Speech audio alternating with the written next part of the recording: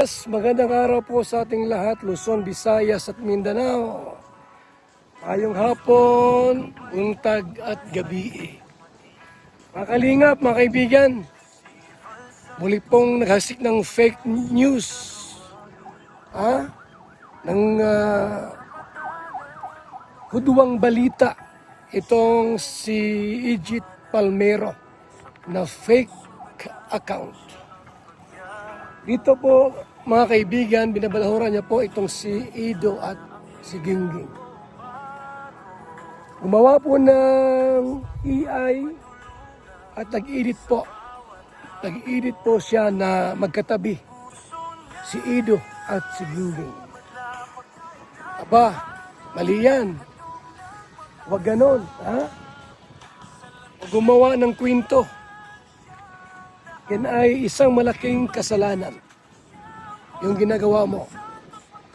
Kung sino ka mang nasa likod ng Egypt Palmero, ay abay matauhan ka sa magising. Huwag gumawa ng ganong kwento. Mali yan. Hindi tama yan. Ha? Sinisira mo ang relasyon ni Berador at ni Gingging. Winawasak mo ang kanilang pagmamahalan at pag-iibigan. Ba't ganyan ka? May karma yan. May kapalit yan na hindi magandang kapalit.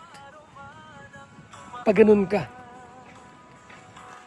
Huwag natin paniwalaan po itong Facebook, isang panira, Egypt Palmero. Egypt Palmero po ang kanyang Facebook na isang fake account. At ang kanya pong layunin ay manira, mangwasak at mambalahuran. Huwag niyo po paniwalaan mga kaibigan ito kasi hindi po totoo na may relasyon si Gingging at saka si Ido. Hindi po.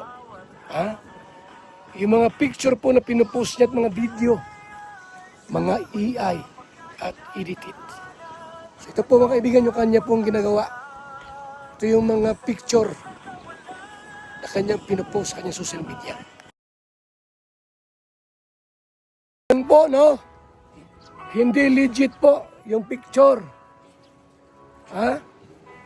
AI po yan. Hindi tunay na picture yan. Hindi totoong si Ido at saka si Gingging magkatabi. Bakit kaya may mga taong mapanira sa tao, mga kaibigan na walang ginagawa masama? Mayroon may ganon. Ba't may mga taong mapanira at gumagawa ng mga bagay na hindi maganda sa kapwa? May karma yan, may balik yan. Huwag niyong gawin yan. Para lang makapanira ng tao, magawa ng kwento. Ito pa po. Mayroon pang picture. Ito pa. Picture po muli. Ito. Nakita niyo mga kaibigan, mga kalingap, yung picture na yan. Hindi tunay na picture. Edited. Gawa-gawa lang po yan mga kaibigan. Para manira ng kapwa, manira ng tao. Huwag ganon. Pangit yan. Para po sa ating lahat, huwag tayong gumawa ng ganong klase paninira po. Hindi totoo yan. Hindi po totoo na itong si Gingging at si Ido ay may relasyon o magjuwa. Hindi. Bata pa si Ido. Bata pa. 28 pa lang yan. Si Gingging po, 35 na. Pangalawa, si Ido po ay walang juwa. Bakit nyo pinipilit siraan ang kanilang relasyon ni Berador at ni Gingging? Kakasal na po yan sa November. Rico! Psst! Uy! Huwag kayong manira po. Pakiusap na lang sa Indo. Huwag nating siraan ang tao. May Panginoong Diyos tayo. may Diyos tayo nagmamasid sa mga ginagawa nating kapalpakan. Pag susulit mo yan, yung iyong kahambugan at kawaranghiyaan, huwag tayong gumawa ng kwento na wala pong katotohanan at tunay, no, na meron silang relasyon ni Ido at ni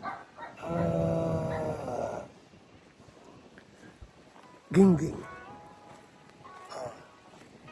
Si Gingging po ay isa lamang faithful follower ni Ido.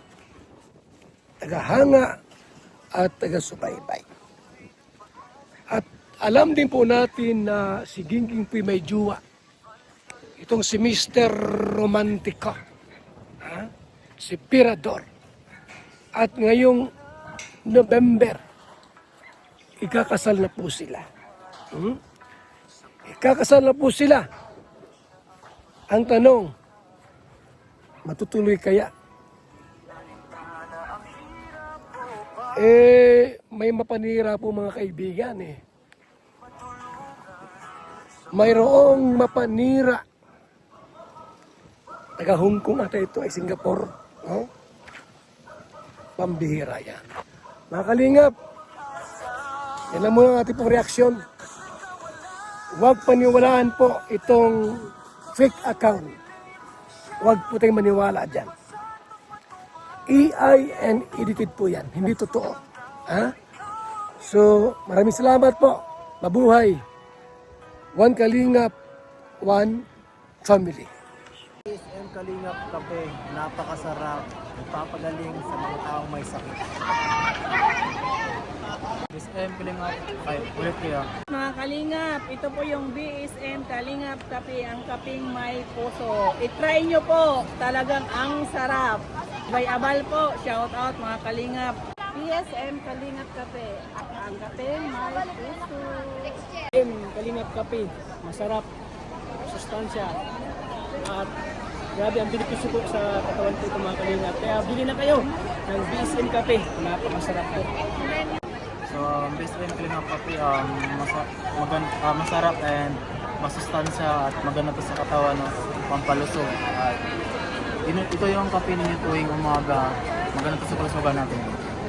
Mga Kalingap, may gusto lang po akong introduce sa inyo. BSM Kalingap Kape. Sobrang laking tulong po nito sa kalusugan and marami pang iba. So sana guys, supportahan nyo. Makakatulong yun sa health ninyo. And syempre, supportan natin si Kuya Val Santos. Sobrang sarap, sobrang healthy. So saan ka pa? Tara guys!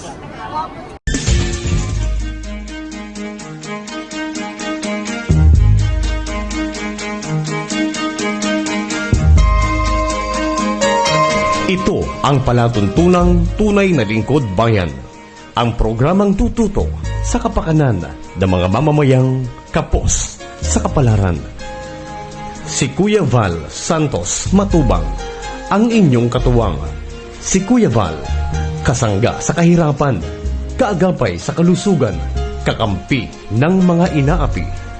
Magbibigay pag-asa sa mga taong nawawala na ng pag-asa sa buhay, sa mga batang biktima ng kahirapan, sa mga matatandang napapabayaan. Si Kuya Val, ang inyong sandigan.